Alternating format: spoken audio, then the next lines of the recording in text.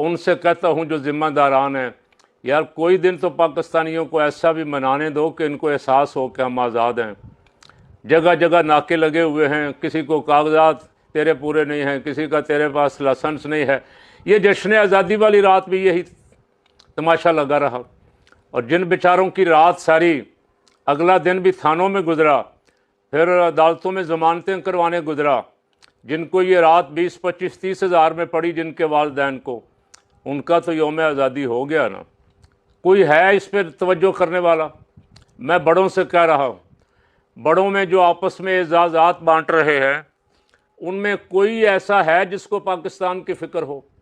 एजाज़ात को भी मजाक बना दिया गया। पिछली दफ़ा जब एजाज़ात दिए गए, ऐसे ऐसे बंदों के नाम हैं, मैं नाम नहीं लेना चाहता, निशान पाकिस्तान, इम्तियाज़ पाकिस्तान, निशान इम्तियाज़, फ़लाँ फ़लाँ फ़लाँ फ़लाँ।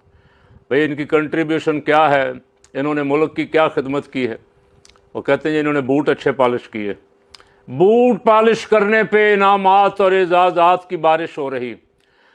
पाकिस्तान में कभी एजाज़ तकसीम होते थे, फरिश्त आती थी तो सुन के दिल खुश हो जाता था। एक आधा साइंसदानों में, कोई एजुकेशन में, कोई हेल्थ में, कोई टीवी, कोई सहाफ़त, कोई क़िरात, कोई नात। अब तो एक ही सिर्फ कैटेगरी रह गई, चमचागिरी, खुशामद, लफाफा।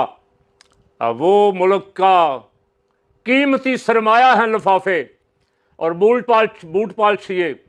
और जो काबिल कदर लोग हैं, एजाज़ात देने के काबिल हैं, या बेचारे अपनी जान बचा के मुल्क से बाहर चले गए या जेलों में हैं। जो कुर्बानियाँ देने वाले लोग थे, किस लिए? पाकिस्तान के लिए, आईने पाकिस्तान के लिए, पाकिस्तान की हकीकी आज़ादी के लिए।